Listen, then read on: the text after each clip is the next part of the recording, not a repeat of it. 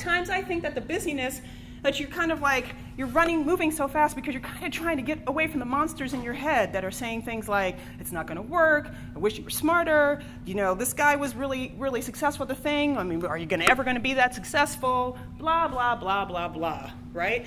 And what happens is, if your demons are so much that every time you sit down to try to come up with an idea, to create something, and those demons are there, then your workplace, your laptop, whatever, is going to be far too frightening a place to even contemplate going to. Anytime you have that, you're probably suffering from imposter syndrome. Now, the interesting thing about imposter syndrome is what I like to think of as the imposter syndrome paradox, which basically shows that if you are experiencing imposter syndrome, it actually means that you are uniquely qualified for said thing. Whatever you're feeling like you're an imposter about, you can't experience imposter syndrome without actually being able to do the thing that you're afraid that you're going to get found out that you can't do. So, if you're having that moment, realize like, oh, great, actually what this means is I'm badass and I'm going to kill this. I'm going to crush it because I actually can do this. So comparing yourself, and even if you're somebody the same age or whatever, it doesn't matter.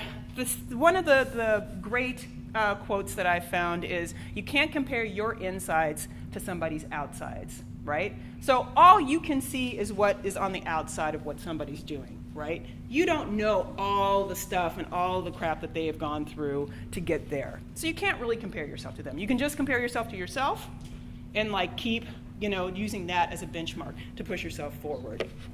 Another form that the inner critic shows up is perfectionism.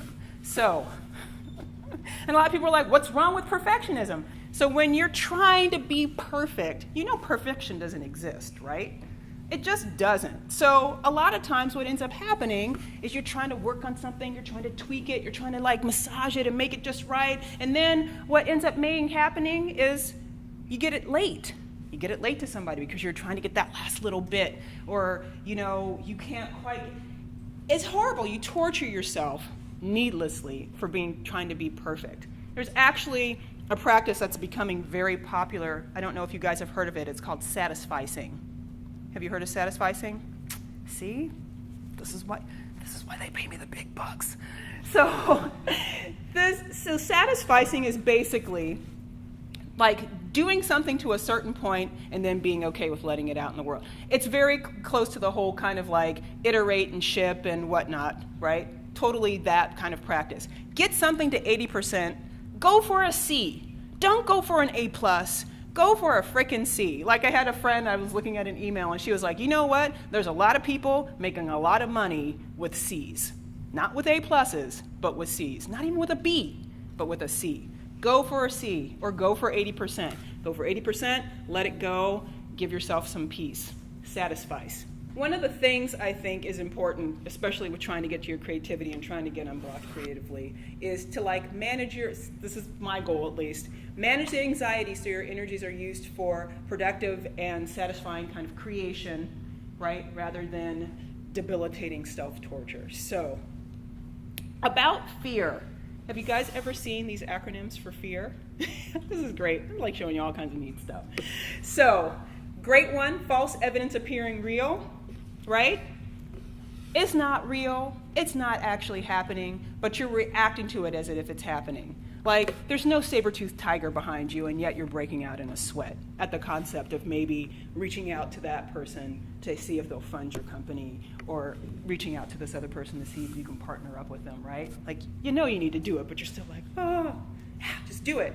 Another one that is what happens, do I have to be family friendly? No. Okay, good. So the other one, fuck everything and run, right? Which is usually what happens when you feel afraid. You're just I'm out of here. Transform fear into something else. Last year, this movie came out. I actually never saw it. But the previews were great enough for me. The movie After Earth with Will Smith. Did anybody see that? Was it better than the reviews said it was? It was better than the reviews, yeah. Okay, not much though, right? Not much. Okay, but so that's one of the reasons why I haven't seen it. But the trailer was amazing, and in the trailer there is the best quote ever in the history of ever, which is fear is not real. It is a product of the thoughts that you create. Danger is very real, but fear is a choice. Also, if you get into the comparison modes, realize that comparisons aren't real, right? Like I said, you can't compare your insides to somebody's outsides. So really know that you're like unique, you've got your own thing going on, it's valuable, you're here for a reason, and you're gonna kick some major butt. Second of all, or third of all I should say, is to maintain perspective, to look at all of those thoughts and say, what's your point? Like, not helpful, not relevant, doesn't matter, have this thing to do, thanks, but no thanks. You can actually change what your brain is doing by changing your body language. So Amy Cuddy, another great TED Talk, talks about how your body language affects what you do, and she says that our bodies change our minds, and our minds change our behavior, and our behavior changes outcomes. So here is a kind of one down, disempowered position physically, and then this one is the one, she calls it the Wonder Woman pose, I call it the superhero pose. That one is the one that works. So it basically is a tactic to fake it until you make it, right? This cat is real close to being a superhero just because he's trying real hard. So I want everybody to stand up. So I want you to get into your slumpiest, it's not gonna work, and I just don't know position physically that you can do. Is just really get into it. Get into it. I'm doing it too. Shake it off. Okay. Get into your slump. It's not gonna work. You suck. Get a job. Why you try to come up with ideas? I don't even understand. Seriously, your brother was always better than you with this, and your sister was always more successful. And I said, okay. And now, power pose. That's right. That's right. Bum, bum, bum, bum, to infinity and beyond. In terms of managing time, one of the things that I recommend, you guys have got a lot of stuff you're trying to do. You're trying to get your businesses off the ground and everything, get your startups going and whatnot. You've got a lot of ideas, other things, and it's like a lot of things to manage at once, right? But sometimes what you do is determined really largely by what you don't do. So it's really helpful to write what I call a to-don't list. A list of things that you're not going to do anymore. You're either going to drop it completely, you're going to delegate it, or you're going to get somebody, you're going to hire somebody to do it. And that's it.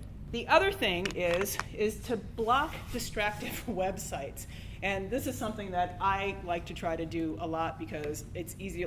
I'll be doing something fully into it, and then I'll be like, scroll, let's see what's going on Facebook. I cared. 5 years ago, I never checked Facebook, and now all of a sudden it's a habit. Horrible. So if you need to block distractive websites, here's a whole list of extensions: Leak Block and Iderall for Firefox, for Google Chrome, Strict Workflow, and Stay Focused. Great tools to put on there. And there's also something for Macs called I think it's Focused. You download it, and then you can block stuff so that you can actually get your work done. The last thing, or one of the last things I would recommend, is single tasking. And I don't know how many of you guys use the Pomodoro technique. How many use Pomodoro? Never. How many have heard of Pomodoro technique? Yeah? No.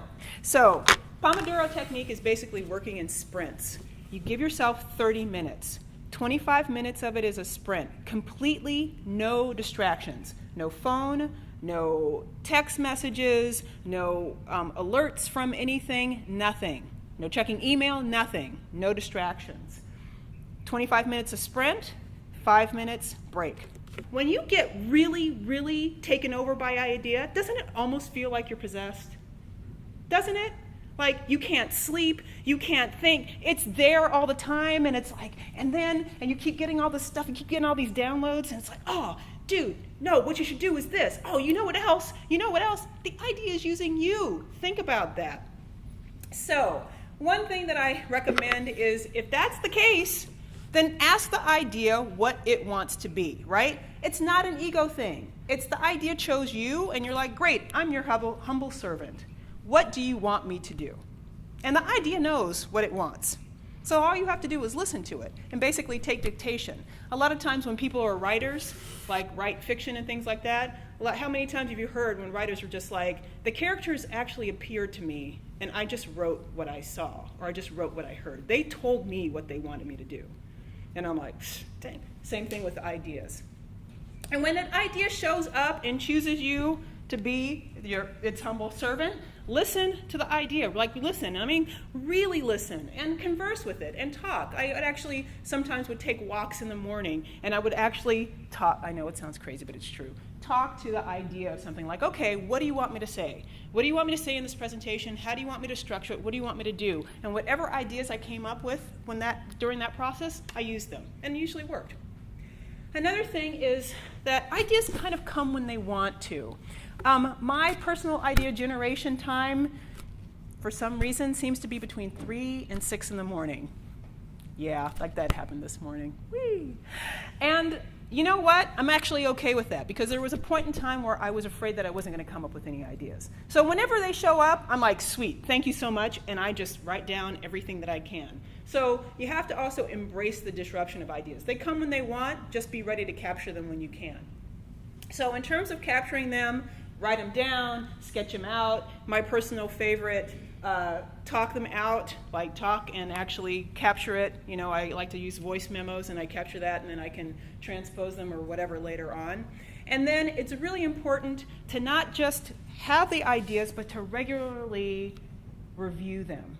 So you may have had ideas for businesses, or products or apps or whatever, like a long time ago, and hopefully you captured it and you've got that somewhere where you can access it, because like he was saying, you never know when the time is for that idea. Not just share your ideas, share your mistakes. Share the things that are like you keep running into a wall and you can't figure out how to solve this problem. Share that, because somebody else will be like, dude, all you have to do is do so-and-so. He'd be like, snap, really? Like, I've been struggling with this for months, and you just, wow. So when you share your mistakes, you have also more of a chance of being able to take your idea and take it up to the next level. The other thing is to try to make yourself a locus of idea sharing and everything, to actually bring people together and bring brilliance together, people from different backgrounds and everything, and maybe like have some kind of meetup where you can come and you can like work on stuff, or develop ideas together. That would be a really great idea, because that actually develops possibilities and expands. Finally, not just that, but I also encourage you to amplify the ideas of other people, right? So you're not just sharing your ideas and everything else, but if somebody else has an idea, to like try to help them take their idea to the next level as well. Also, then hopefully your ideas will start to kind of be like on and popping. Your work will kind of turn into play, which is really great, where it just feels like, I can't even believe that I'm getting paid to do this, because this is so much fun. And you'll start to, like I was saying it before, kind of reclaim your power. Start taking those blocks that you build inside of yourself, start taking those back and start filling yourself up and making yourself whole.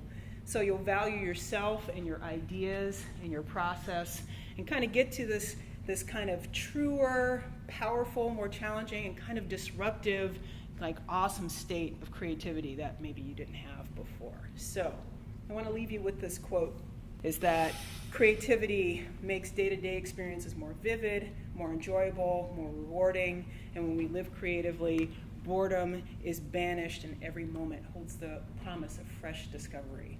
And so I want to encourage you to get in touch with your creativity, so that you can not just make great things, but that you can make things better, and you can continue to live what you love and bring wonderful things into the world. So.